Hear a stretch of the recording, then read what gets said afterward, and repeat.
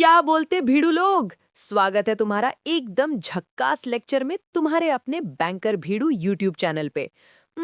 आज हमें नए वर्ड्स को ओब्लिटरेट करेंगे जो तुम्हारी वोकैबुलरी की बत्ती गुल कर रहे हैं। तो एकदम रिलैक्स हो जाओ और ध्यान से सुनो। चलो शुरू करते हैं झक्कास तरीके से। बेटा, पहला वर्ड है अक्षम। प्रोनाउंस करो अक्षम। अक्षम। अक्षम। ओ मैम, क्या आप उस अक की बात कर रही हैं जो दादी माँ आंखों में डालती हैं?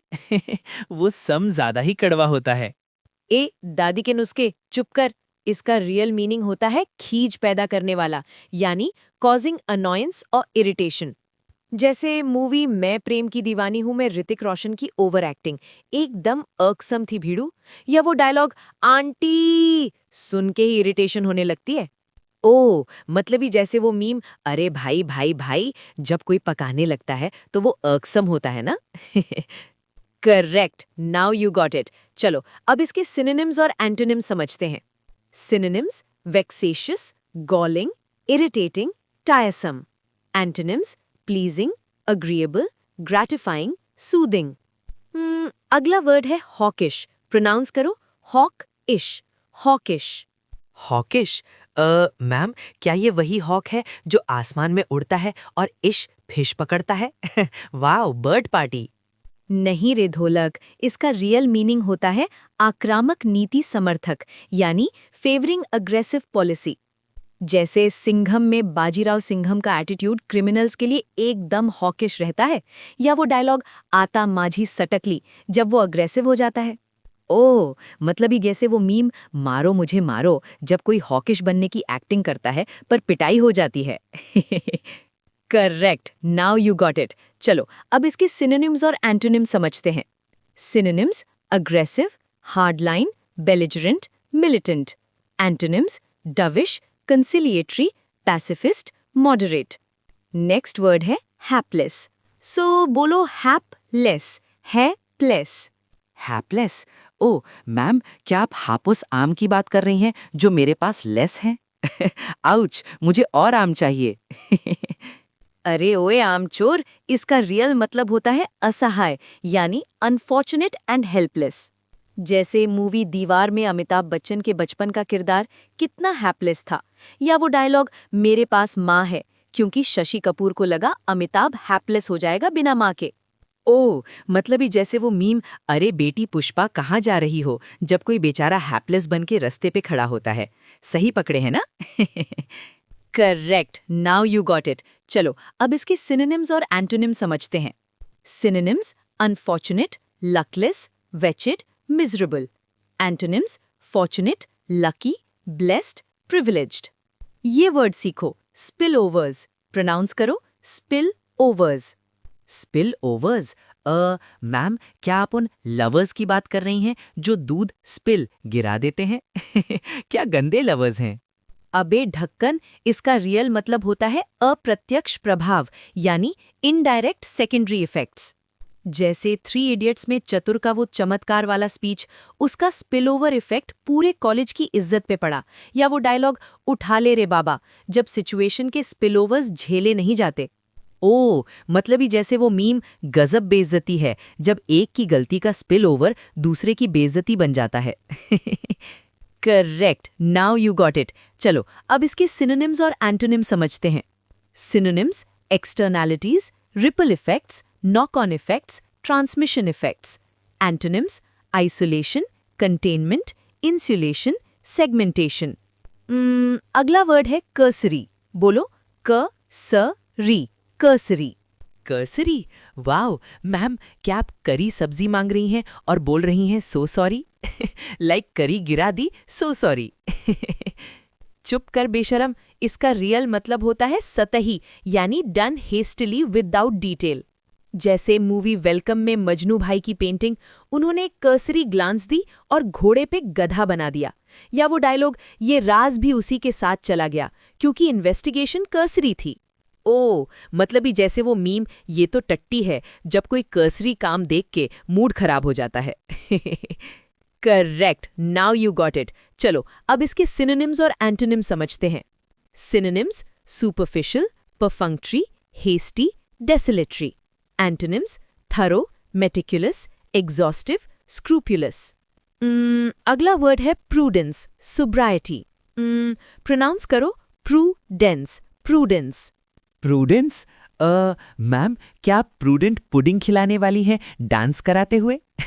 वाओ, खाना और नाचना। अबे ढोर, इसका रियल मतलब होता है दूरदर्शिता, यानी केयरफुल प्रैक्टिकल जजमेंट और सीरियसनेस। जैसे दृश्यम में विजय सालगोनकर का प्रूडेंस, 2 अक्टूबर को पंजिम जाने का डिसीजन कितना प्रूडेंट था। या वो डायलॉग, दुनिया में 2 तरह के लोग होते हैं, प्रूडेंट लोग हमेशा तैयार रहते हैं।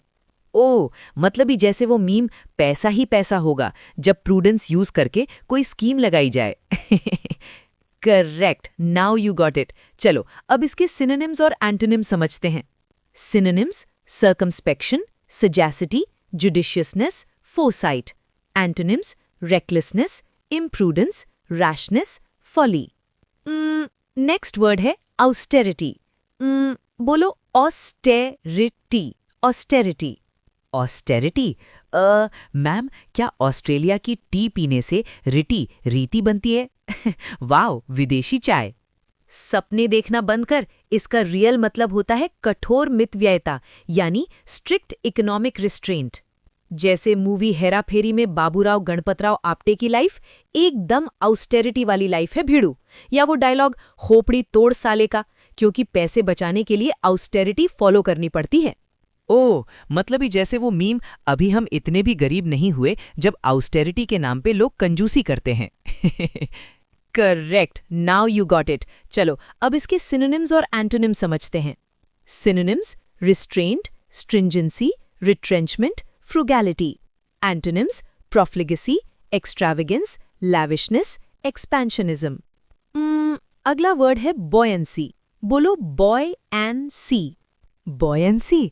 मैम, क्या बॉय को एंड साइकिल देने वाली हैं? आउच, मुझे भी साइकिल चाहिए मैम।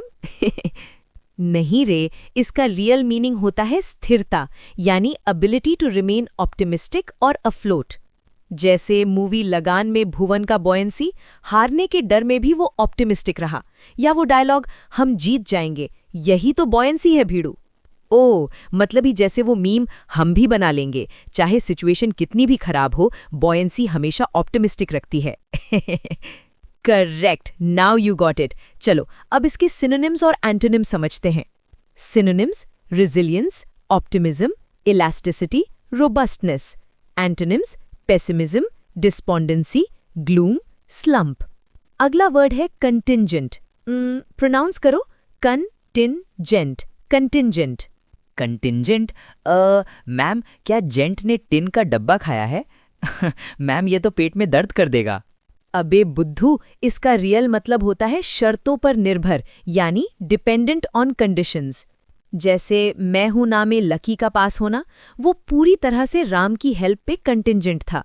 या वो डायलॉग, प्यार दोस्ती है, क्योंकि प्यार होना दोस्ती पे कंटिंजेंट है। ओ, मतलब ही जैसे वो मीम, पैसा मिला क्या, क्योंकि काम करना पैसे मिलने पे कंटिंजेंट होता है। Correct, now you got it. चलो अब इसके सिनोनिम्स और एंटोनिम्स समझते हैं। Synonyms: conditional, dependent, subject, tentative. Antonyms: absolute, unconditional, independent, certain. Last word है अनमोर. बोलो अनमूर, अनमोर. अनमूर? मैम, क्या मोर या पीकॉक नहीं है?